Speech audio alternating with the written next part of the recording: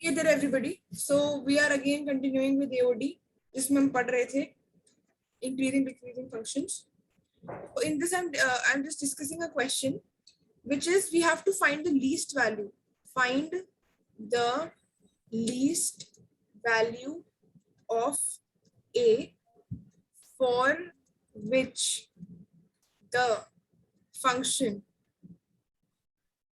fx is equals to x square plus ax plus 1 is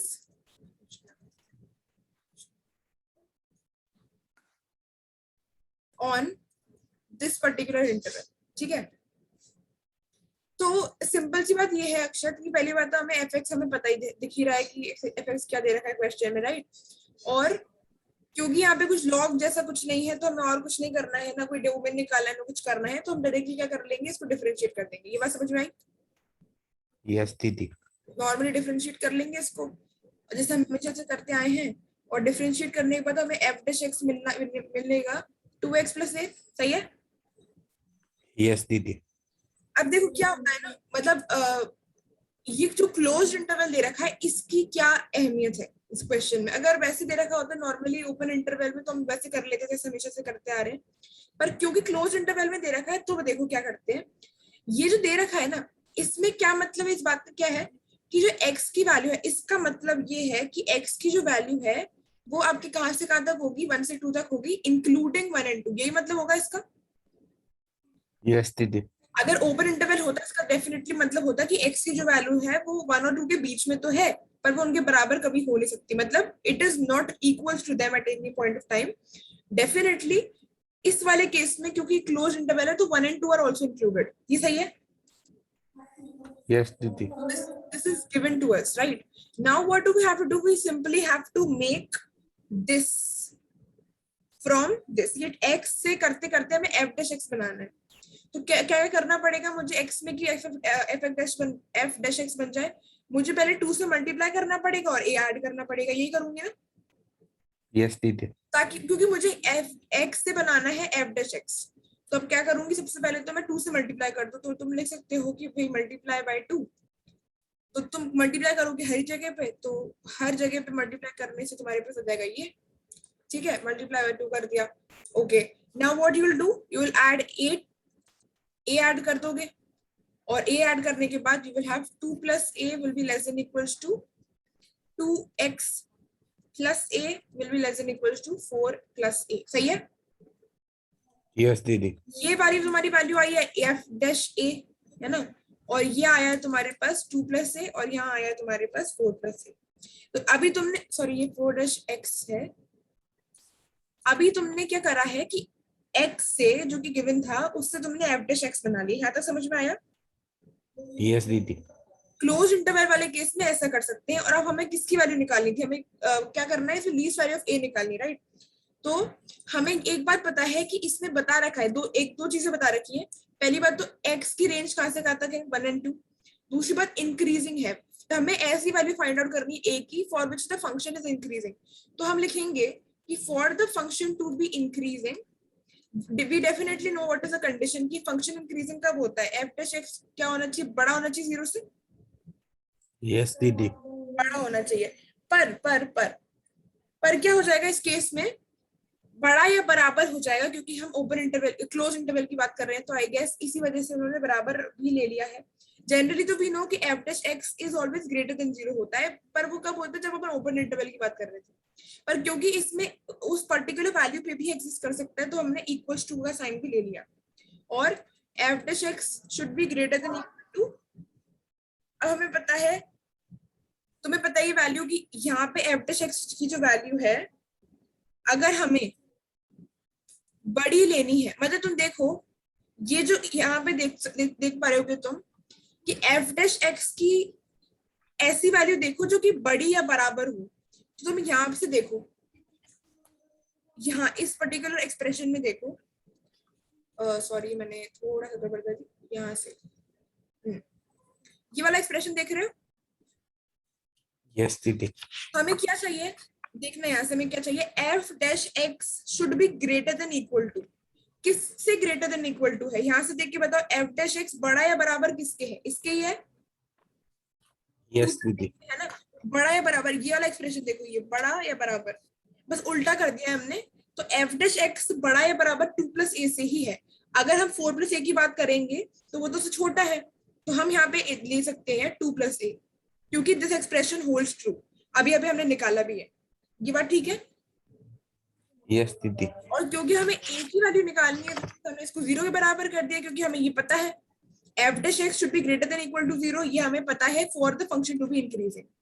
We also know one thing from the thing that we have already derived, that f dash x is greater than equal to 2 plus a. तो इसका मतलब क्या है कि 2 plus a 0 के बराबर होना चाहिए, तभी हो पाएगा सही। यस दीदी, ये दोनों बराबर होने चाहिए। एक तो ये चीज तो हमें कैसे पता थी, ये तो हमें पता है जन्मों से, जब से हमें इसको पढ़ रहे तब से पता है कि एफ डैश एक्स बड़ा होना चाहिए। इस वाले केस में हमने बराबर भी ले लिया है क्योंकि क्लोज इंटरवल है। और दूसरी बात ये है कि अभी अभी हमने देखा है कि एफ डैश एक्स किसके बड़ा या बराबर आ रहा है, 2 प्लस ए के। इस एक्सप्रेशन से एक्स दे रखा था, हमने एफ डैश एक्स निकाला, तो यहाँ से हमें ये पता लगा। इन दोनों को अगर देखें, इक्वेट करने की कोशिश करो, तो ये दोनों तो सेम है, ये एलएचएस वाला पार्ट तो सेम है, तो इसका मतलब 0 और 2 प्लस ए बराबर है, और यहाँ से ए की वैल्यू तुम्हारे पास क्या आ गई, -2। आया समझ? यस दीदी, पक्का से? यस दीदी, इसके एक और इसके अलावा मैंने होमवर्क क्वेश्चन दिया था, उसे करना है डिस्कस या फिर तुम कर लिया? वो हो रखा है दीदी, कर लिए। कर लिया ना, ओके ठीक है सर। तो फिर एक काम करना, अभी मेरे को एक चीज में डाउट था, जिससे मैंने अभी उसको नहीं कंसिडर करा है। एक काम करना, तुमने जहाँ पे भी ये नोट्स बना रखे हैं ना रजिस्टर में ओडी के, अभी तुमने फंक्शन जहाँ भी कर रखा है, उसके बाद ना 5-6 पेजेस छोड़ देना। ठीक है दीदी, ठीक है, मतलब इंक्रीजिंग डिक्रीजिंग फंक्शन तुम्हारा अभी तक हो गया होगा, जैसे आज तक तो जो भी तुमने लिखा है। इंक्रीजिंग डिक्रीजिंग फंक्शन के बाद लीव 5-6 पेजेस, क्योंकि या देखो, अगर वो कोई क्वेश्चन कराने होंगे डिफरेंट तरीके के, जो कि है एक टाइप, वो मैं एक बार कंफर्म कर लूंगी वो आ रहा है कि नहीं। अगर वो कराने होंगे तो फिर मैं वो करा दूंगी। बाई चांस नहीं कराने होंगे तो तुम इसी के ऐसे एग्जाम आइडिया में से तब, अरे तुम्हारे पास बुक आ गई क्या? नहीं दीदी नहीं, कब आएगी? कब तक आएगी? ऑर्डर करी हुई है, कल का बताए। अच्छा, तो जब भी आएगी तुम्हारे पास एग्जाम आइडिया, मतलब तुम उसमें प्रैक्टिस कर सकते हो ये इसकी, तो वो ये पेजेस वेस्ट नहीं जाएंगे, या तो मैं करा दूंगी या फिर तुम कर लेना प्रैक्टिस, ठीक है? ठीक है दीदी, मतलब 5-6-7 पेजेस छोड़ देना, क्योंकि बाई चांस मुझे वो टाइप कराना पड़ा तो फिर मैं करा दूंगी। तो अभी आज हम क्या शुरू कर रहे हैं, टैंजेंट से नॉर्मल। अगर वो कराना होगा तो थोड़ा सा टैंजेंट नॉर्मल करा दो, उसके बाद करा दूंगी, ठीक है? ओके दीदी, ठीक है चलो। तो इंक्रीजिंग डिक्रीजिंग में तुम्हें समझ में तो आ रहा है ना कि क्या करना है हमें? हाँ, क्या? इंक्रीजिंग डिक्रीजिंग में समझ में तो आ रहा है ना कि क्या करना है? हाँ दीदी, मतलब बेसिकली वही कॉन्सेप्ट चल रहा है तुम्हारे पास कि f dash x should be greater than 0 if the function is increasing and f dash x should be less than 0 if the function is decreasing। और एक का चीज और देखी थी हमने कि अगर लॉग आ गया तो उसमें तुम्हारा कुछ डोमेन डिफाइन हो जाएगा, उस तरीके से तुम उसको प्लॉट करोगे, तो इस वही कॉन्सेप्ट है, वही चलेगा। तो ऐसा कोई ज्यादा डिफिकल्ट नहीं है। और तुमने एनसीईआरटी के क्वेश्चन किए कि नहीं? कर लिए। पक्का कर लिए? हाँ ठीक है चलो, if you're saying then you might have done them. Okay. तो इंक्रीजिंग डिक्रीजिंग का काफी हद तक हमने कर लिया है, लगभग 80% कर लिया है।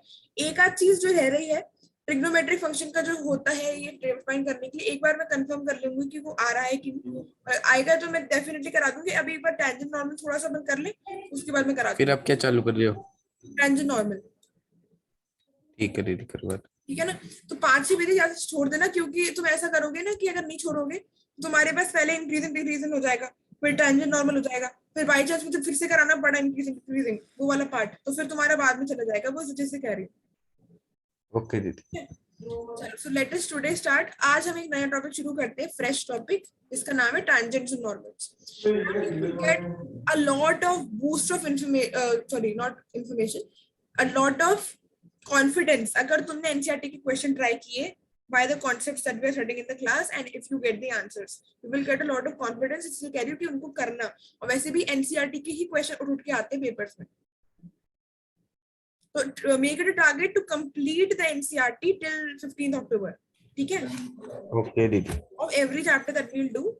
Okay, now talking about tangents and normals. तो tangents and normals में काफी सारी चीजें लर्न करने के लिए तुम्हारी काफी सारी चीजें मतलब होते हैं ना फॉर्मूला टाइप जो चीजें होती है, अब मैं उनको लिखवा रही हूँ बारी बारी. Just make them like note them with different pens so that you may remember them. Tangents and okay normals में क्या आता है, देखो पहली बात तो ये tangent और normal होता क्या है, पहली बात तो देखो मान लो ये कोई पैराबोला है, मतलब ऐसे तुम्हें इसकी जरूरत नहीं पड़ेगी, मैं जस्ट वो तुम्हें बस ब्रीफ कर रही हूँ. ऐसे पैराबोला है हमारे पास, तो कोई भी कर्व है हमारे पास, पैराबोला ले लो, कुछ भी ले लो तुम्हारे पास, तो वी हैव अ कर्व. ठीक है, अब okay if I am making इसके एक पॉइंट से, यहाँ पे एक पॉइंट हो सकता है इसका बिल्कुल, यस दीदी। Let this be P point जिसके कोऑर्डिनेट्स हमारे पास x1, y1. एक काम करो, सुनो तुम म्यूट कर दो क्योंकि उधर थोड़ा सा डिस्टरबेंस आ रहा है. जब भी तुम्हें कोई डाउट आए तो मुझे अनम्यूट करके बता देना, ठीक है. ओके दीदी। हाँ अभी समझ लो. Okay, so I was saying कि if we have a curve and here we have a point, सबसे नीचे सबसे बीच में हमने एक पॉइंट अज्यूम कर लिया जिसका नाम है, जिसके कोऑर्डिनेट्स है x1, y1. So what will be a tangent and what will be a normal according to this. Tangent ऐसा एक लाइन होती है जो कि ऐसे जाती है, दिस इज अ टैंजेंट.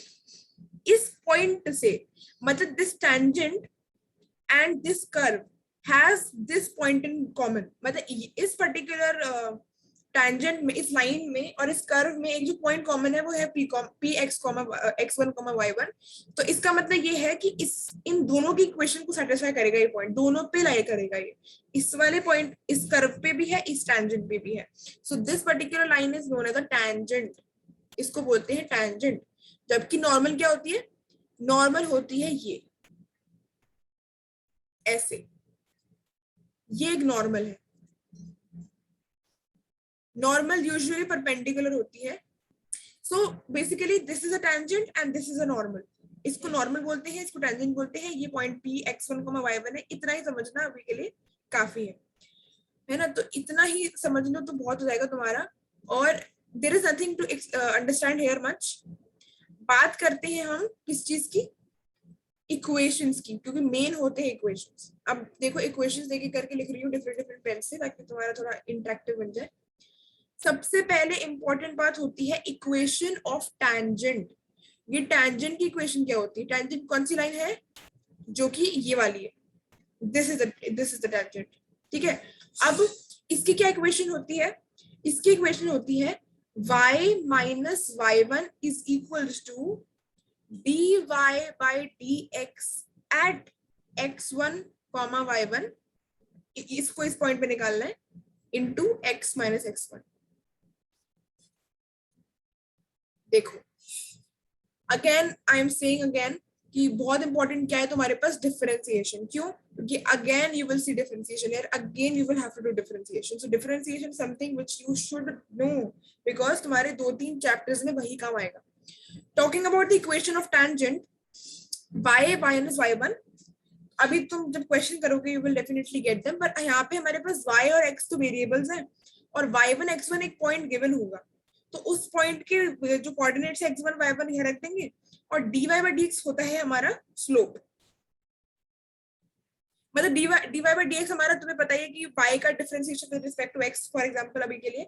और इस पर्टिकुलर चीज, इस पर्टिकुलर की वैल्यू हम अगर x1, y1 पे निकाल ले और इस इक्वेशन में पुट करते तो that will be the equation of tangent. ये हमारी इक्वेशन हो जाती है टैंजेंट की. जबकि हमारी इक्वेशन नॉर्मल की क्या होगी, what will be the equation of normal. Equation of normal क्या होता है, नॉर्मल की इक्वेशन हमारे पास होगी this, y minus y1 is equals to -1 upon dy by dx at x1, y1 x minus x1. इसमें क्या डिफरेंस आ गया, यहाँ पे dy by dx था नॉर्मली x1, y1 पे, यहाँ पे क्या हो गया, इसका ना अपन ने रेसिप्रोकल करके नेगेटिव कर दिया, रेसिप्रोकल करके नेगेटिव कर दिया. फॉर एग्जाम्पल अगर हमारे पास dy by dx of at x, y1 ये वाला आ रहा है हमारे पास 1/2, अगर हमारे पास ये 1/2 आ रहा है dy by dx at x1 comma y1 if it is coming out to be 1/2। So क्या हो जाएगा, ये वाली वैल्यू क्या हो जाएगी, इसको उल्टा करके माइनस, ये हमारा हो जाएगा dy by 1 upon minus 1 upon dy by dx at this particular point। इतना सही है इसमें डिफरेंस, बाकी तो सब हमारा सेम ही है, तुम्हें दिख ही रहा होगा x y minus y1 is same, x minus x1 is same, only difference lies here। ठीक है, तो ये दोनों पॉइंट्स क्लियर होने चाहिए दिमाग में, very very clear, very very understood कि इक्वेशन ऑफ टेंजेंट क्या होती है, इक्वेशन ऑफ नॉर्मल क्या होती है। तो ये बात समझ में आई, यस और नो? यस दीदी। y माइनस y1, और अभी हम क्वेश्चंस करेंगे तो और क्लियर हो जाएगा, तो कोई टेंशन वाली बात नहीं है। ठीक है, तो ये हमारा हो गया है इक्वेशंस दो चीजों की जो हमें बहुत काम आएंगी। अभी तुम नाम ही सुन रहे हो, उसका क्या है, इसका नाम ही है टेंजेंट और नॉर्मल्स। तो ये हमने इंपॉर्टेंट चीज देख ली। इसके अलावा भी कुछ चीजें होती हैं जैसे कि सम इम्पॉर्टेंट पॉइंट्स। तो यू में मतलब अलग अलग पेन से लिखोगे ना तो तुम्हें अच्छा लगेगा थोड़ा सा। और क्या है इंपॉर्टेंट पॉइंट्स? पहला, सबसे पहली बात, इक्वेशन ऑफ टेंजेंट और इक्वेशन ऑफ नॉर्मल तो याद रखनी जरूरी ही है। साथ में हमें क्या रखना जरूरी है याद, कि भैया स्लोप ऑफ लाइन क्या होता है। देखो लाइन को कैन रिप्रेजेंट लाइक दिस, अभी तुम पढ़ के भी आए होगे 11th में कि लाइन की इक्वेशन ये होती है ना, ax plus by plus c is equal to 0, ये होती है। यस दीदी। मतलब वो होता है, ये क्या कहते हैं, मतलब x और y में हमारे पास दो वेरिएबल्स डिफाइंड है और a b c और ए बी सी कर देते हैं। हाँ, तो ये हो जाती है स्लोप ऑफ लाइन। मतलब अगर हम इसमें प्लॉटिंग करेंगे, x को कुछ रखेंगे, y को कुछ रखेंगे, so we will get a line। ठीक है, on the x and y plane we'll get a line, so this is the slope, so this is the equation of a line। ये हमारी क्या है, इक्वेशन ऑफ अ लाइन। अब भैया ये slope of line क्या होगा, स्लोप ऑफ लाइन क्या होगा, इट विल बी, अगर मेरे पास ये इक्वेशन ऑफ लाइन है तो मेरे पास स्लोप ऑफ लाइन क्या होगा, minus a upon b, minus of a divided by b, x का जो भी कोफिशिएंट है डिवाइड बाय वाई का जो भी कोफिशिएंट है और माइनस साइन के साथ। ये बात समझ में आई? यस दीदी। थोड़ा सा और एक्सप्लेन कर सकते हैं हम इसको कि भाई अगर जैसे एग्जांपल ले लो, यहाँ पे एग्जांपल ले लेते हैं कि स्लोप ऑफ लाइन निकालना है मुझे, जबकि लाइन की इक्वेशन मुझे क्या दे रखी है, स्लोप ऑफ लाइन निकालना है इस पर्टिकुलर का 3x माइनस 5y प्लस 7, ये मेरे पास इक्वेशन ऑफ लाइन। ठीक है, ओके दीदी। देखो एक बात बहुत जरूरी है यहाँ पे कि है ना, अगर बाई चांस तुम्हें ऐसे दे रखी हो लाइन की इक्वेशन, बाई चांस ऐसे दे रखी हो, कुछ भी मतलब हो ना, तो तुम कांस्टेंट को इधर साइड ही ले आओ। मतलब तुम्हें हमेशा ट्राई करना है कि equation of line should be in this form, ax plus by plus c is equal to 0। c उधर आएगा तो ऐसे गलत नहीं है, पर हमें इक्वेशन ऐसे चाहिए। ठीक है, ओके दीदी। अब देखो ये वाली इक्वेशन सही है ना? यस दीदी। ओके, अब अगर हमें यहाँ से इसका स्लोप निकालना है बाय चांस, तो क्या हो जाएगा, माइनस ए अपॉन बी। बताओ, तुम बताओ क्या होगा। a will be the coefficient of x and b will be the coefficient of y, so what will it be, what will it be?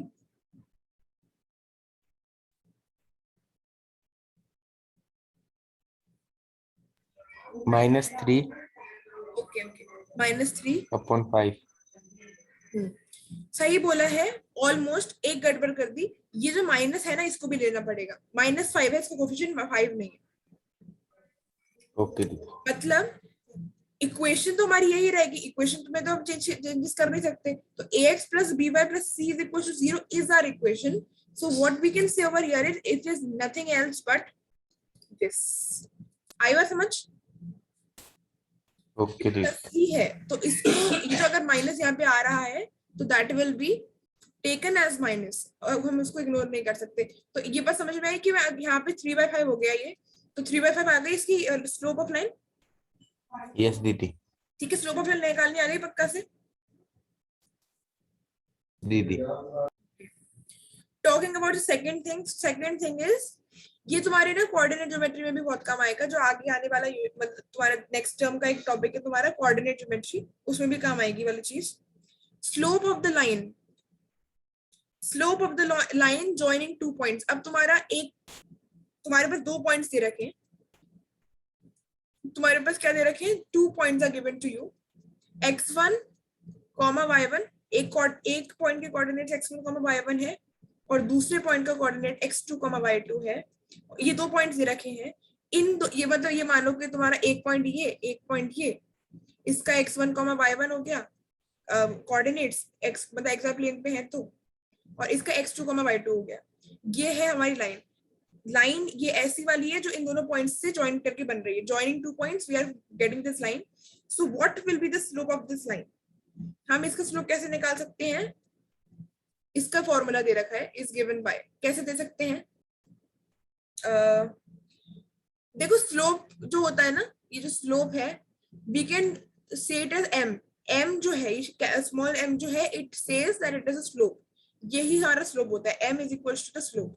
तो यहाँ पे भी हम बोल सकते थे कि m is equal to minus a/b। यहाँ पे भी हम बोल सकते हैं कि m क्या होगा, स्लोप क्या होगा उस लाइन का जो इन दोनों पॉइंट्स को ज्वाइन करने से हमें मिल रही है।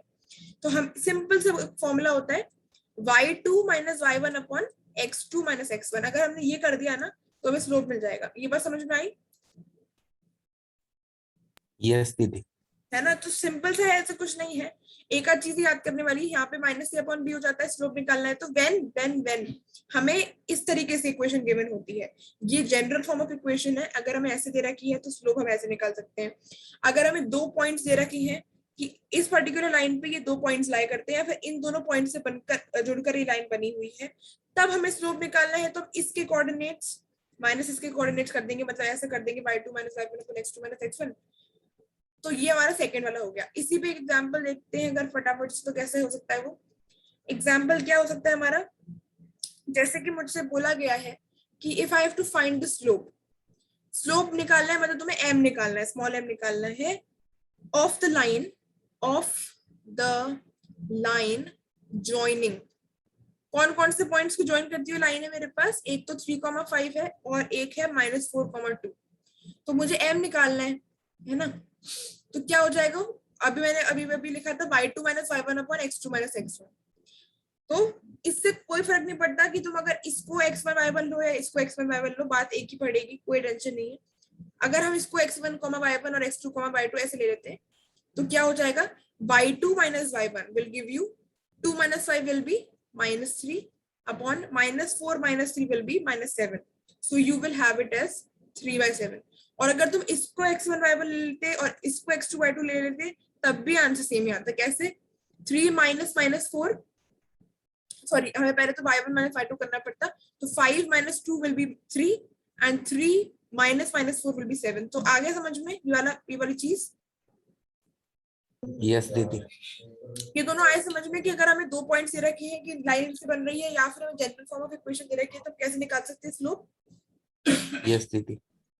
Okay, turning to the third point. अगर हमें 2 लाइंस के बीच का एंगल निकालना है, ये सारे काम आएंगे अभी हम जो क्वेश्चंस करेंगे ना, तो उसमें वो यही पूछेंगे कि स्लोप बताओ, एंगल बताओ, ये करो वो करो। तो इस वजह से हमें ये पता होना चाहिए। तो अभी ध्यान से देख लेना, अभी जब क्वेश्चन करेंगे तो पूछूंगी मैं कि क्या बताया था, ठीक है?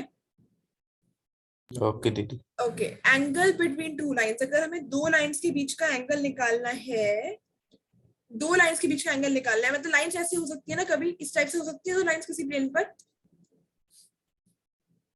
मतलब हो सकती है, क्यों नहीं हो सकती? तो अगर यस दीदी। ये बीच का एक एंगल है ना, ये वाला, ये कैसे निकाल सकते हैं? ये पूछने की कोशिश कर रही है। एंगल बिटवीन 2 लाइंस जिनका हमें स्लोप गिवन है, whose slopes are m1 and m2 respectively। मतलब 2 लाइंस हैं जिनकी स्लोप्स हमें गिवन है as m1 and m2 respectively। So what would be the angle between those lines? How can we find it out? So very simple, very simple। tan theta, देखो हम directly theta नहीं निकाल सकते। हम directly मतलब ये अगर 2 लाइंस हैं इनके बीच का एंगल थीटा है तो हम डायरेक्टली थीटा कैलकुलेट नहीं कर सकते। हम क्या कर सकते हैं? हम tangent of this theta we can calculate by using this formula। tangent of theta will be equals to plus minus m1 minus m2 upon 1 plus m1 m2। m1 पहली वाली लाइन का स्लोप है, m2 दूसरी वाली line का slope है, divide by 1 plus m1 m2 उन दोनों का प्रोडक्ट। अब ये प्लस और माइनस क्यों लिखा है मैंने? या तो प्लस लिख दिया माइनस लिख दिया, ये अलग अलग क्यों लिखा है? क्योंकि what when will we get plus, हम प्लस कब करेंगे, यहाँ पे पॉजिटिव कब रखेंगे इस पर्टिकुलर वैल्यू को, जब हमारा जो स्लोप है वो एक्यूट होगा, जब हमारा जो स्लोप है वो एक्यूट होगा मतलब पॉजिटिव स्लोप होगा, तब हम प्लस रखेंगे, और जब नेगेटिव स्लोप होगा तब ऑब्ट्यूज जब एंगल होगा, एक्यूट एंगल के केस में, पॉजिटिव स्लोप के केस में रखेंगे पॉजिटिव, ऑब्ट्यूज एंगल के केस में जब स्लोप नेगेटिव हो जाता है तब हम क्या रखेंगे, माइनस। अभी नेगेटिव। क्वेश्चन करेंगे, हाँ क्वेश्चन करेंगे तो क्लियर बिल्कुल तुम्हें हो जाएगा। तो पता है ये मतलब ये वाली बात है कि ये फॉर्मूला तो सेम ही रहेगा, डिफरेंस सिर्फ इसमें आएगा कि प्लस आना चाहिए माइनस, प्लस तब आएगा जब एक्यूट एंगल होगा, वो हमें क्वेश्चन में समझ दिख जाएगा कि कैसा है। और अगर एक्यूट एंगल जब केस में होता है ना, जिस केस में जैसे मान लो तुम्हारे पास कोई लाइन गिवन है, 2 लाइन गिवन है, अगर एक्यूट एंगल बन रहा है, एक्यूट एंगल मतलब जो 90 डिग्री से छोटा होता है, ये पता है ना, यस दीदी। वो एंगल जो 90 डिग्री से छोटा होता है उसे एक्यूट एंगल बोलते हैं, जो 90 डिग्री होता है उसको राइट एंगल बोलते हैं, जो उससे बड़ा होता है मतलब 90 से बड़ा ऑब्ट्यूज। होता है ऑब्ट्यूज बोलते हैं, बिल्कुल सही। तो एक्यूट एंगल वाले केस में क्योंकि हम ऐसे लेके चलते हैं, conventionally we take it like this, हमें तुम्हें याद हो तो एएसटीसी जो रूल लगाया था उसमें कोऑर्डिनेट ज्योमेट्री में पहले, तो हम आफ्टर स्कूल टू कॉलेज। हाँ आफ्टर स्कूल टू कॉलेज, तो तुम जाओगे जब भी तुम्हारा खो जाएगा खत्म, तो हमने ऐसे कन्वेंशन लिया था कि जब भी हम एंटी क्लॉकवाइज चलते, अभी एंटी क्लॉकवाइज चल रही हो ना मैं, यस दीदी। तो ऐसे वाले केस में मैं थीटा को पॉजिटिव लेती हूँ, मतलब याद रखना कि एंटी क्लॉकवाइज चलने पर मैं पॉजिटिव ले रही हूँ। तो अगर तुम्हारे पास कुछ ऐसा एंगल बन रहा है जो कि एक्यूट है, एक्यूट मतलब 90 डिग्री से छोटा है, और तुम अगर ऐसे चल रहे हो तो ये थीटा पॉजिटिव हो जाएगा। यस दीदी। और अगर टैन थीटा थीटा पॉजिटिव है, तुम्हारा एंगल पॉजिटिव है, तो टैन थीटा भी पॉजिटिव हो जाएगा, क्योंकि तुम्हें पता ही है कि टैन थीटा, अगर ये थीटा पॉजिटिव होगा तो ये पॉजिटिव रहेगा, पर अगर बाई चांस ये नेगेटिव हो गया तो ये नेगेटिव साइन बाहर आ जाएगा, है ना। यस दीदी। तो सिंपल सी बात ये है कि अभी तो हम क्वेश्चन करेंगे तो क्लियर हो जाएगा, मतलब वो दिक्कत नहीं है। तो plus when acute angle is there, positive angle, positive slope is there, and minus when there is an obtuse angle or negative slope is there, conventionally we are taking anti-clockwise direction as the positive direction, मतलब positive value। तो ये याद रखने वाली चीज है, इसका example नहीं कराएंगे अभी, जब हम करेंगे ना क्वेश्चन तब you will C. Okay, talking about the fourth very important point, अभी हमने 3 चीजें देखी हैं। एक तो ax plus by plus c is equal to 0 वाले केस में स्लोप ऑफ द लाइन क्या होता है, माइनस c अपॉन b होता है। यस दीदी। एक slope of line joining 2 points when the coordinates are given to be x1, y1 and x2, y2, तो सारे केस में slope of the line होता है y2 minus y1 upon x2 minus x1, ये ठीक है। यस दीदी। और अगर हमें एंगल निकालना होता है तो डायरेक्टली थीटा नहीं निकलता है, हमें कुछ tan थीटा मिलेगा, मान लो कुछ ऐसा मिल गया 4/5 का, मैं तो ऐसे एग्ज्यूम कर रही हूँ एग्जांपल, तो थीटा तो हम निकाल लेंगे ना, टेंजेंट इनवर्स कर लेंगे, है ना। यस दीदी। तो इस तरीके से हम इसको निकाल सकते हैं। Fourth point, if 2 lines are, हाँ वेरी वेरी इंपॉर्टेंट, इसको मार्क कर लेना, वेरी इंपॉर्टेंट है ये। क्यों इंपॉर्टेंट है, ये कभी कभी काम आ जाता है, देखो।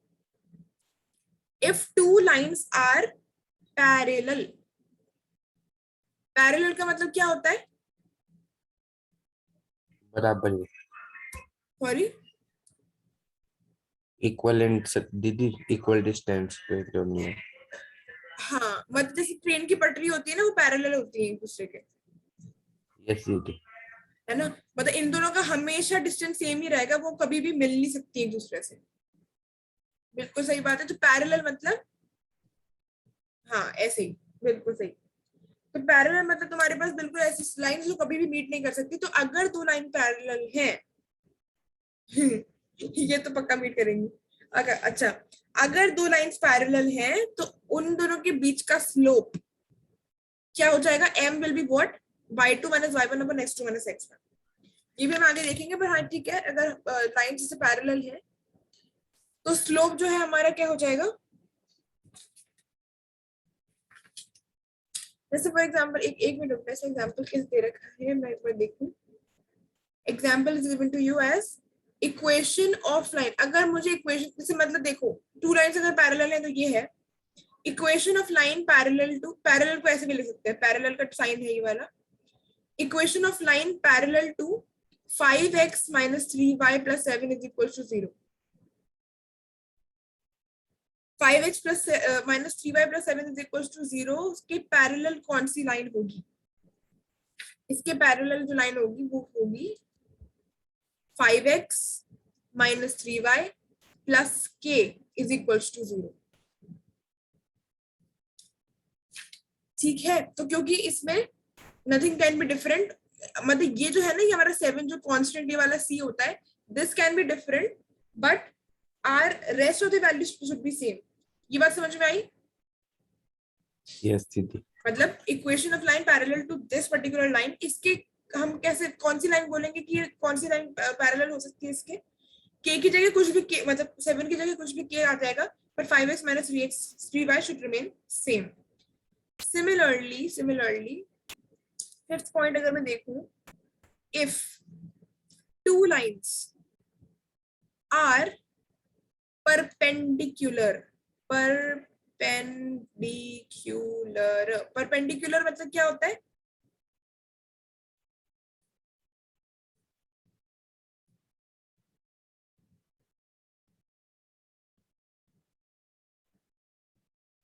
तो इस वाले केस में m1 into m2 will be equal to -1. ये बहुत ज्यादा इंपॉर्टेंट है, again very very very important. Okay, अब देखो परपेंडिकुलर मतलब होता है कि अगर तुम्हारे पास एक लाइन ये है, ये, तो दूसरी लाइन ऐसे होगी. परपेंडिकुलर मतलब they are making 90 degree angle with one another. ठीक है? यस दीदी. अगर वो दो लाइनें एक दूसरे के साथ 90 डिग्री एंगल्स पे हैं, ऐसे हैं, तो वो क्या हो जाएंगी? They are perpendicular to each other. Perpendicular होता है. हाँ, उस केस में अगर इस वाली का, ये लाइन है, इसका स्लोप अगर हमने m1 निकाला है, इस वाली का स्लोप m2 निकाला है, तो इन दोनों का जो प्रोडक्ट आना चाहिए m1 m2 जो होगा, it will be equal to -1. ठीक है? ओके दीदी. दीदी इसका साइन तो ऐसा लगाते हैं ना, हाँ परपेंडिकुलर हाँ की हाँ, जगह. बिल्कुल परपेंडिकुलर का साइन ऐसे लगाते हैं, ये वाला. हाँ. ओके, अब इसका एग्जांपल क्या हो सकता है? जैसे अगर मुझे तो निकालनी है equation of a line which is perpendicular to the line 3x minus 7y plus 8 is equals to 0. ये लाइन है मेरे पास perpendicular to line 3x minus 7y plus 8 is equals to 0. इसके परपेंडिकुलर कौन सी लाइन होगी? देखो, पहली बात तो ये है कि इसको ध्यान से देखना. अगर 5x minus 3y plus 7 is equal to 0 line थी और तुम्हें इसकी पैरेलल निकाली थी, तो तुमने सिर्फ चेंज कर दिया इस वाले में, और कोई दिक्कत नहीं है, पैरेलल ही रही है, पर इसकी वैल्यू चेंज हो गई, कांस्टेंट चेंज हो गया. पर इसमें देखना क्या डिफरेंस आएगा. अगर 3x minus 7y plus 8 is equal to 0 you are given a line, और अगर तुम्हें इसके परपेंडिकुलर लाइन निकालनी है, तो वो पता है क्या हो जाएगी? 7x plus 3y plus 7 is equals to k, sorry 0. ये भी चेंज हो गया. साथ ही 3 and 7 they have exchanged their places, and also जो ये माइनस साइन था वो पॉजिटिव हो गया है. तो अभी हम देख लेंगे, तुम्हें दिक्कत नहीं आएगी कि ये कैसे कर रहे हैं हम, पर definitely you can see that there is a different, काफी चेंज है यहाँ पे, drastic change in the equation of the line. Okay, अब देखते हैं 6th point. If line is equally, तुम्हें याद रखने वाली चीज यहाँ पे ये है कि m1 into m2 is equal to -1. ठीक है?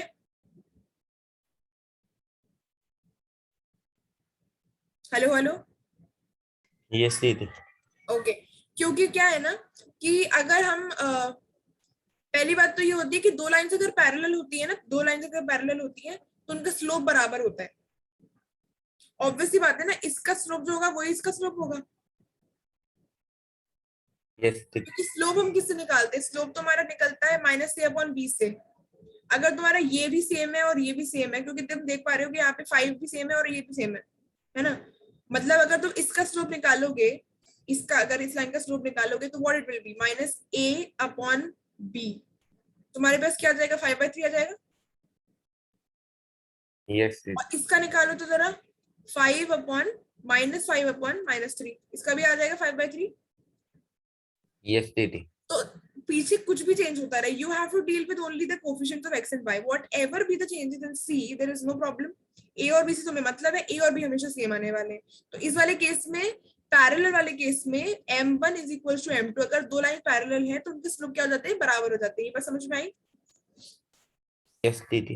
पर अगर दो लाइंस परपेंडिकुलर हैं तो उनकी स्लोप्स का प्रोडक्ट -1 हो जाता है, मतलब वो एक दूसरे के उल्टे करके रेसिप्रोकल. मतलब अगर मैं इसमें लिखूं एक स्लोप का दूसरे स्लोप के साथ कैसे रिलेशन है, तो ये क्या हो जाएगा, इसको उधर भेज दोगे तुम तो ये आ जाएगा तुम्हारे पास ऐसा. तो m1 तुम कैसे निकालोगे, m2 को रेसिप्रोकल करके नेगेटिव कर दोगे तो तुम्हारे पास m1 आएगा इस तरीके से. सो अगर तुम यहाँ पे निकालोगे, if you are taking out the m1, अगर तुम यहाँ पे देखो कि m1 क्या आएगा, m1 will be -a/b. What is a3? What is b -7? What are you getting over here? 3/7 you are getting. Yes, दीदी. And what about the slope that you are getting from the second line, which is this one? It will be m2 is equals to -a/b. ये तो हमेशा -a/b ही रहेगा. a और b की कुछ भी value हो, ये -a/b ही रहेगा और -a/b. तो अब देखो -7/3 जो है ना, अब तुम बताओ मुझे कि 3/7 का रेसिप्रोकल क्या होगा? 7/3 -7/3. -7/3. तो इसमें उल्टा करके माइनस कर दिया तो हमारे पास दूसरे वाला आ गया. तो ये बात समझ में आई कि यहाँ पे product is -1, the product of these two. You can definitely see कि 3/7 इंटू -7/3 का प्रोडक्ट क्या आने वाला है, तुम्हारे पास -1 आएगा. Yes, दीदी. इस वाले केस में बराबर नहीं होते हैं. इस वाले केस में m1 m2 का जो वो आता है, क्या बोल सकते हैं उसको, स्लोप जो आता है, their product is equal to -1. और इस वाले केस में the slope is same. Slope हम ऐसे कैलकुलेट करेंगे, अगर slope is same, so there is no problem. तुम सी कुछ भी रखोगे तुम्हारे पास पैरेलल ही आएगी लाइन. ये बात समझ में आई? Yes, दीदी. ओके. अब देखो 6 पॉइंट देखो. If line is equally inclined, क्या बोल रही हूँ मैं, line is equally inclined to the coordinate axis. अभी तुमने अगर ये अच्छी तरह पढ़ लिया ना, तो you will get a lot of help in the unit 2 का chapter coordinate geometry. You will get a lot of help there because many things are same. काफी चीजें सेम है. If line is equally inclined to the coordinate axis, sorry यहाँ पे coordinates नहीं आएगा, coordinate आएगा. Coordinate axis दोनों axis की बात हो रही है तो ई आ जाएगा यहाँ पे. मेरी राइटिंग समझ में तो आ रही है ना? Yes, दीदी. ओके. समझ नहीं पड़ रही. अच्छा. ओके. तो अगर इक्वली इंक्लाइंड है दोनों एक्सिस मतलब एक्स भी वाई भी इक्वली इंक्लाइंड है अगर, तो हमारा जो स्लोप आएगा ना वो +-1 आएगा. ठीक है? ओके दीदी. देखो तुम भी जानते हो एक चीज. तो अब एक बात बताओ कि एक्स और वाई एक दूसरे के साथ क्या एंगल बनाते हैं? 90 डिग्री. 90 डिग्री बनाते हैं. अगर कोई ऐसी लाइन है जो इक्वली इंक्लाइंड है, मतलब इधर से भी उतनी ही है इधर भी उतनी है, तो ऑब्वियसली वो 45 पे ही होगी. यस दीदी. ऊपर भी 45 नीचे भी 45, क्योंकि इसके अलावा तो कोई मेरे को लगता नहीं 45 के अलावा कोई और ऐसा एंगल पॉसिबल है जिसमें इक्वली इंक्लाइंड हो. नहीं होगी ना? नो दीदी. अब मैंने कहा था, मतलब मैंने अभी तुम्हें बताया कि हम हमेशा स्लोप कैसे निकालते हैं. How do we take out the slope? Slope हम थीटा तो निकालते नहीं है, हम कैसे निकालते हैं, tan थीटा करके निकालते हैं. तो what is tan 45 by the way? It is always +-1. मतलब डिपेंड करेगा तुम्हारा माइनस कहाँ पे आएगा, पर होगा तो 1 ही. यस दीदी. है ना, 1 होगा. अगर इक्वली इंक्लाइंड हो बाय चांस तुम्हारे पास नेगेटिव स्लोप भी आए तो तुम्हारे पास 1 तो आएगा ही, प्लस हो या माइनस हो 1 आएगा. तो इस तरीके से यू कैन जस्ट अंडरस्टैंड कि कैसे आया. बाकी कोऑर्डिनेट एक्सिस पे अगर वो इक्वली इंक्लाइंड है तो what will be the slope? It will B +-1. ठीक है? ओके These दीदी. points are very important, so you must remember them all. Eventually when you do the questions definitely you'll get to know them, but फिर भी कोशिश करना कि तुम्हें conceptually वो clear हो. Okay. 7 देखो. If, again very important, अगर एक लाइन पैरेलल है x एक्सिस के, x एक्सिस पता है ना कौन सी होती है? हॉरिजॉन्टल वाली. अगर एक लाइन इसके पैरेलल है तो उसका स्लोप क्या हो जाएगा? देखो स्लोप मैं कैसे लिखूंगी, स्लोप होता है tan थीटा, स्लोप एंगल नहीं होता है, एंगल तो थीटा है हमारा, एंगल उस लाइन का, जैसे मान लो मैं ये बोल रही हूँ तुम्हारे तुम्हारे पास एक्स और वाई है, एक लाइन ऐसे है, ठीक है। अब एंगल नहीं बोल रही हूं मैं कि इन दोनों के बीच का एंगल क्या है, मैं बोल रही हूँ tan थीटा, स्लोप क्या है, slope is nothing else but tan theta, tan होगा थीटा। तो अब मैं क्या बोल रही हूँ, ये सारी लाइन को देखो, इसी का यही मतलब है ना, अगर एक्स एक्सिस के पैरेलल लाइन है तो ऐसे बनाऊंगी, यस दीदी। ठीक है, एक्स एक्सिस के पैरेलल लाइन मैंने ऐसे बना दी। अब तुम ही बताओ कि यहाँ पे थीटा क्या है। अगर मैं देखूं तो इसका एक्स एक्सिस के रिस्पेक्ट में एंगल कितना है, ये मतलब अगर थोड़ा दूर है वैसे तो ये, पर बिल्कुल ये 0 डिग्री एंगल बना रही है, कोई एंगल, एंगल तो तब बनाएगी ना जब उठेगी थोड़ा अपनी जगह से। दीदी मतलब मेरा कहने का ये है कि बाई चांस तुम्हारे पास कोई लाइन है जो कि ऐसे है, मतलब अगर तुम ऐसे लो, इसको रेफरेंस ले लो, तो अगर एक लाइन ऐसे है तो तुम्हारे पास कुछ एंगल आएगा ना, अभी तो वो उठी नहीं है अपनी जगह से, अभी तो ऐसे ही है, यहाँ पे ही है। तुम्हारे पास जो कंपास होता है वो ऐसा होता है अगर तुम्हारे पास, तो यहाँ पे अगर कोई लाइन ऐसे है तुम्हारी यूं, अगर तुम इस लाइन का एंगल निकालना है तो क्या होगा, 0 हो जाएगा। यस दीदी। कुछ वैल्यू तो तब आएगी जब तुम्हारे पास कोई लाइन ऐसे होगी या ऐसे होगी, इट इज स्ट्रेट। है ना, मतलब ये तो बिल्कुल स्ट्रेट है, हॉरिजॉन्टल लाइन है, तो हॉरिजॉन्टल लाइन वाले केस में क्या हो जाएगा, एंगल विल बी 0। यस दीदी। एक minute, slope is 0, tan theta will be 0 when, हाँ ठीक है, तो theta is in this case you have theta is equal to 0 because, मतलब एक्स एक्सिस के रिस्पेक्ट में एंगल क्या होता है, एक्स एक्सिस के रिस्पेक्ट में वो कितना उठी हुई है, ये एक एंगल हो सकता है, यहाँ ये एंगल है, ये एंगल है, कुछ भी 1 डिग्री भी एक एंगल है, पर वो बिल्कुल लेटी हुई है, वो बिल्कुल पैरेलल है एक्स एक्सिस के रिस्पेक्ट में, तो there is no possibility of any angle, right. Yes दीदी। अगर कोई पॉसिबिलिटी नहीं है एंगल की, मतलब एंगल 0 हो गया, थीटा का 0 हो गया, तो tan थीटा की क्या वैल्यू होती है, tan 0 की क्या वैल्यू होती है, 0। यस दीदी। इस वाले केस में when the line is parallel to the x axis, then what will be the slope, it will be equal to 0 because slope is nothing else but tan of theta, ठीक है। Yes दीदी। उसी तरीके से अगर मैं तुमसे पूछूं, अब मैं तुमसे पूछ रही हूँ, थोड़ा सोच समझ के बोलना, थोड़ा सा, अगर तुम गलत बोल दे तो मैं नहीं डालूंगी याद से, पर फिर भी थोड़ा सोच समझ के बोलना कि मैं अब तुमसे क्या पूछ रही हूँ, if line is perpendicular to x axis, उसी का उल्टा हो गया, मैं बस पैरेलल की जगह परपेंडिकुलर कर रही हूँ, ध्यान से। स्लोप क्या होगा, स्लोप होता है टैंजेंट ऑफ थीटा, मैं तुम्हारे लिए डायग्राम भी बना देती हूँ, मतलब फिगर भी बना देती हूँ। ये तुम्हारा एक्स एक्सिस है, ये वाई एक्सिस है, तुम्हारी एक ऐसी लाइन है जो परपेंडिकुलर है, it is making an angle of theta. अब तुम बताओ मुझे सोच के कि थीटा क्या होगा इनिशियली, ये जो लाइन है ये किस एंगल पे है एक्स एक्सिस के साथ, 90। 90। याद रखना कि जो थीटा है इट इज द, अभी क्योंकि हम एक्स एक्सिस के रिस्पेक्ट में बात कर रहे हैं, एक्स एक्सिस के रिस्पेक्ट में ये कितनी, what is the angle it is making with the x axis, so it is theta, 90 degree. Cool. And what will B tan 90 if you remember, 1090। infinity, infinity. Not defined. Not defined, हाँ। तो बात है कि मतलब इस वाले case में हम इन्फिनिटी ले रहे हैं, तो ये बात समझ में आई कि यहाँ पे स्लोप इन्फिनिटी हो जाएगा, यस दीदी। ठीक है। तो ये दोनों पॉइंट भी इंपॉर्टेंट हैं, again I am saying all these points are very important, ठीक है। Talking about the next one, ये शायद मैंने नंबरिंग गलत कर दी है, 6 7 तो यही हो गए थे, हाँ ये 8 9 है, ये 8 है, ये 9 है। अब देखो, वैसे इंटरेस्टिंग है ना, ये बोरिंग नहीं है ना, नो दीदी। और ये याद देखो ये वाले है, और एक बार तुम्हें याद होगा है ना, you will be very good with वो क्वेश्चंस तुम्हें ज्यादा दिक्कत नहीं आएगी अगर तुम्हें एक बार ये दिमाग में आ गया कि भाई कैसा क्या करना होता है।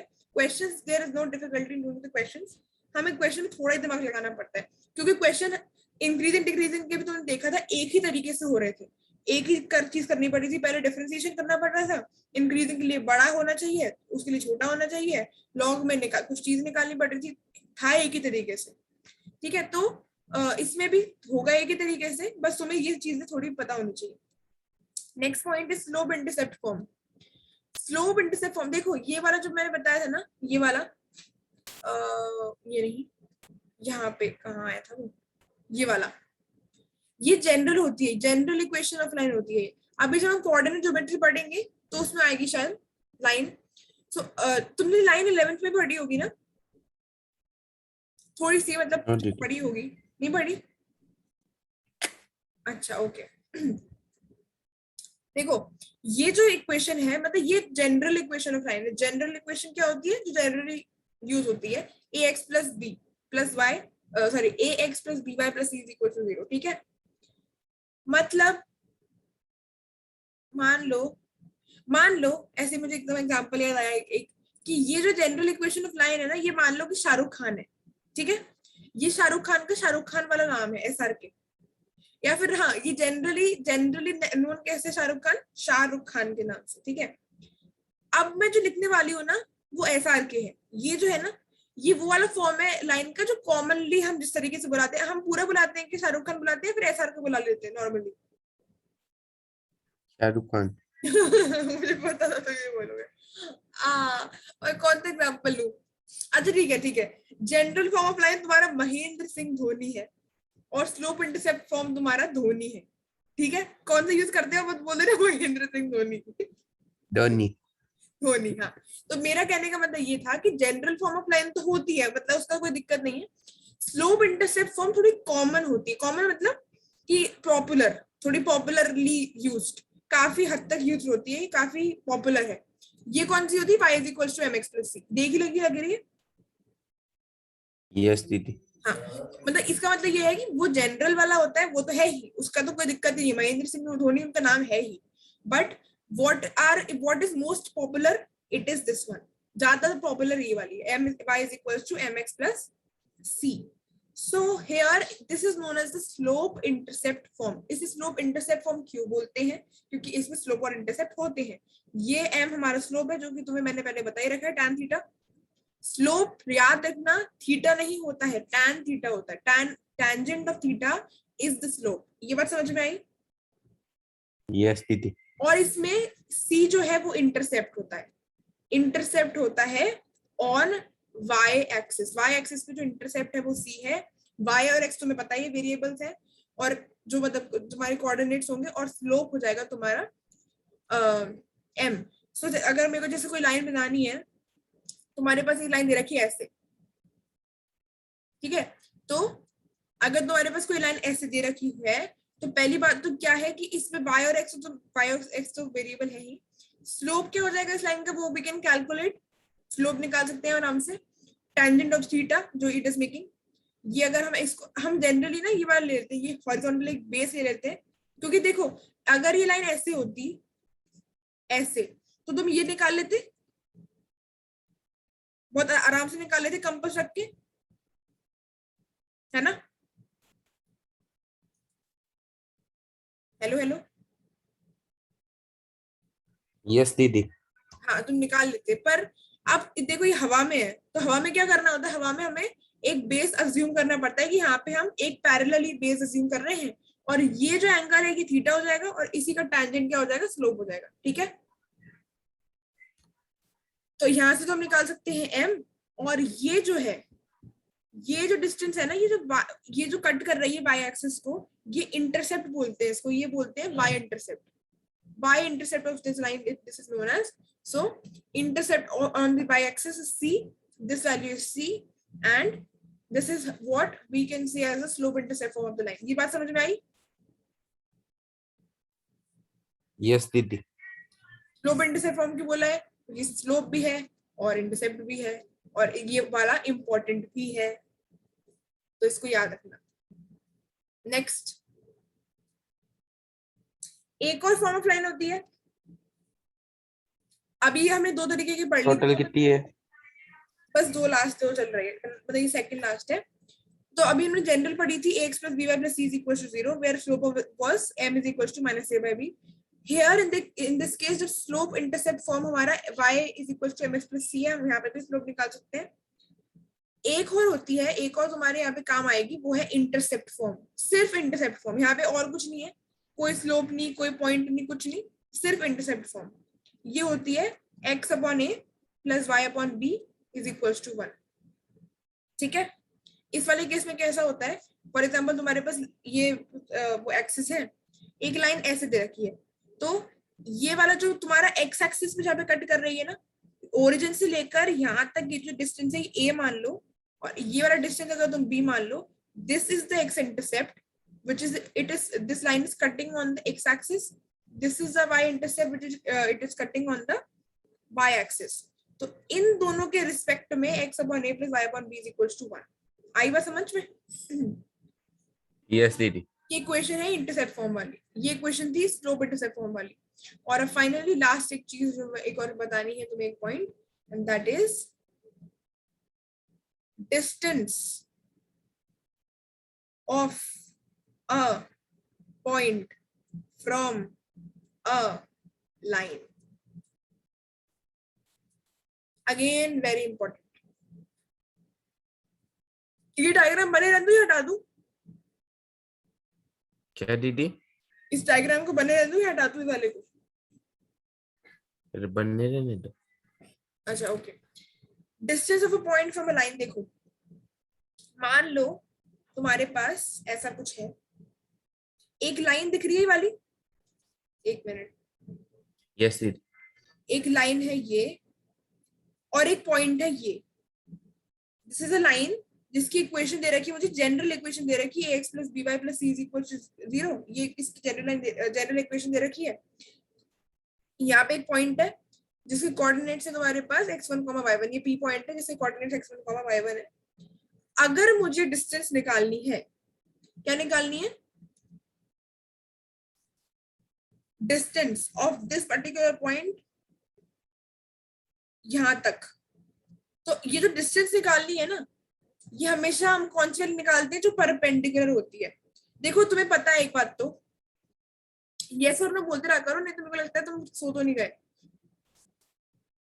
अगर अच्छा ओके, मेरी बात का जवाब देना अभी, कि अगर तुम ये देखो, ये तुम्हारे पास लाइन है, ये अगर तुम्हारे पास पॉइंट है, तो इससे मैं ये कह सकती हूँ ना कि ये भी इस यहाँ से डिस्टेंस ये वाला कैलकुलेट कर सकते हैं, ये वाला भी कर सकते हैं, ये भी कर सकते हैं, ये भी कर सकते हैं, सारे कर सकते हैं।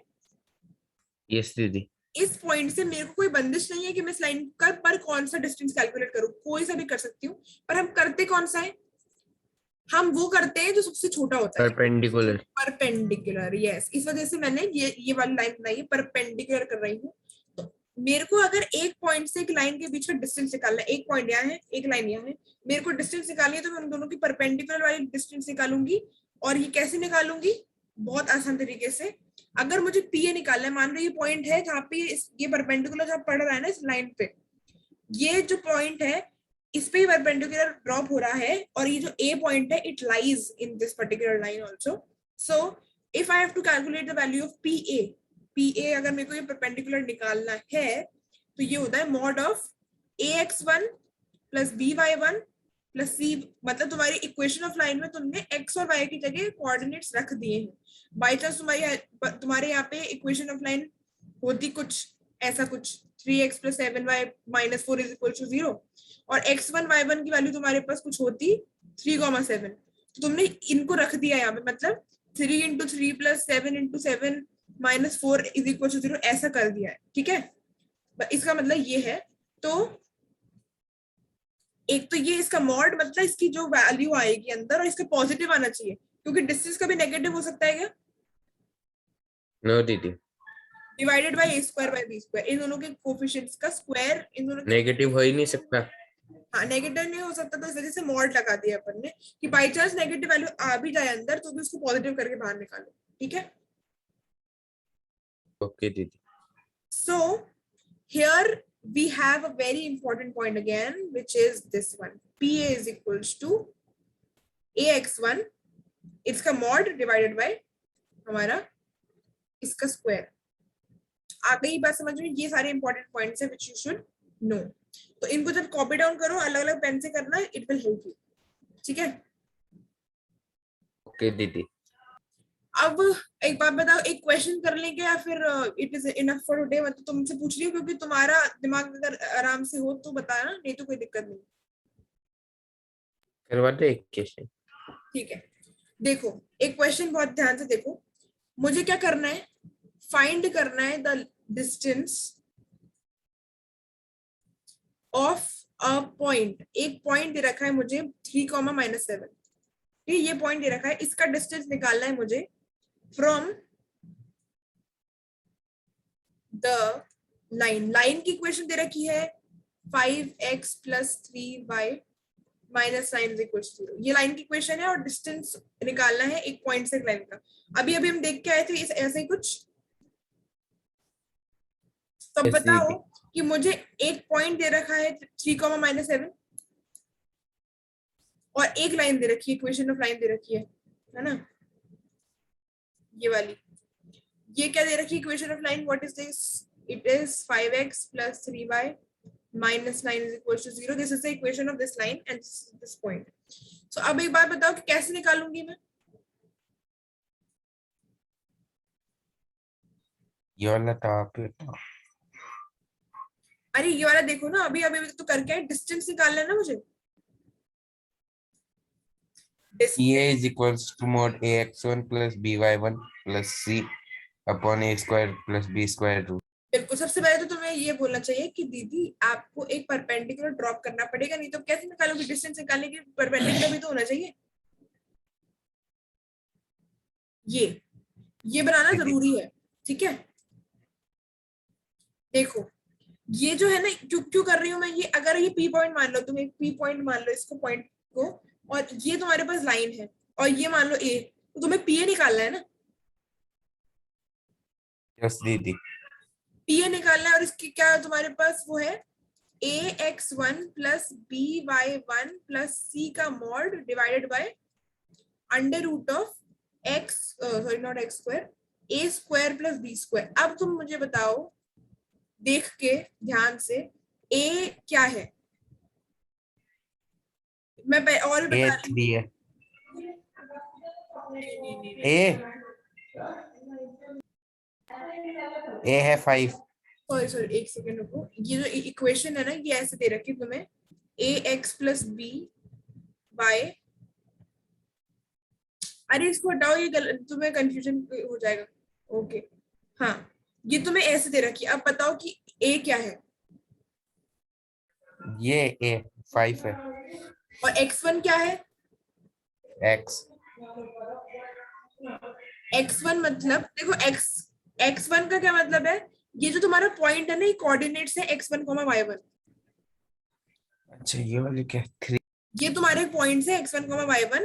ये तुम्हारी लाइन थी, तो अगर मैं लिख रही हूँ यहाँ पे, ये तुम्हारी लाइन है ax + by + c = 0 के फॉर्म में। अगर मैंने यहाँ पे लिखा है ax1 + by1, इसका मतलब ये जो x1 y1 है मैंने इसे पुट कर दिए हैं, तो यहाँ पे x1 की जगह क्या आ जाएगा, x1 की जगह 3 प्लस b क्या है 3 और y1 into -7 -7 है। Cool, very good. और c क्या है plus 9 और माइनस। plus 9. अच्छा वो -9. हाँ हाँ, क्योंकि ax + c रहेगा, bx + c रहेगा, c मतलब ये प्लस ही है, अपॉन बस। मोड लगा के अपॉन करो. हाँ, तो मॉड आके फोन करूं, डिवाइड क्या हो जाएगा, स्क्वायर 5 स्क्वायर plus 3 स्क्वायर. हो जाएगा अपने पास 9। सही है। यस दीदी. ऊपर देखो क्या बन रहा है, 15 15 plus 21 -9 डिवाइडेड बाय, ये क्या बन रहा है तुम्हारे पास 34। तो ऊपर 34. बस देखो, ऊपर है ना तुम्हारे पास नेगेटिव बन रहा है, क्योंकि -30 हो गया, ये -30 और तुम्हारे पास क्या आ रहा है, ये एक मिनट, -30 और 15 -30 विल बी -15 आ रहा है ना ऊपर। यस दीदी पर क्योंकि -15 आ हमें जाएगा. बताया कि it can not, mod -15 upon root, तो मॉड आ 15 जाएगा अपॉन और रूट मॉड की 34. पॉजिटिव हो जाएगा, क्योंकि distance can never be negative, so this much. क्योंकि हम डिस्टेंस निकाल रहे हैं तो उसकी कुछ यूनिट होती होगी, मतलब हमें ये तो पता नहीं कि मीटर है क्या है, वो तो क्वेश्चन में नहीं गिवन है, तो हम क्या लिख देंगे, सिंपल सा यूनिट, यूनिट्स। ठीक है, ओके दीदी. ये क्वेश्चन समझ में आ बस हो गया। गया. हाँ आगे थोड़ी ना होगा, नहीं नहीं नहीं, हो बस गया या आगे? इतना ही इतना ही। हमें डिस्टेंस निकाला था of a point from the line, हमने परपेंडिकुलर ड्रॉप करके पी की वैल्यू निकाली और हमने आंसर पा लिया। ठीक है दीदी, ठीक है, आगे। समझ में आया? यस दीदी।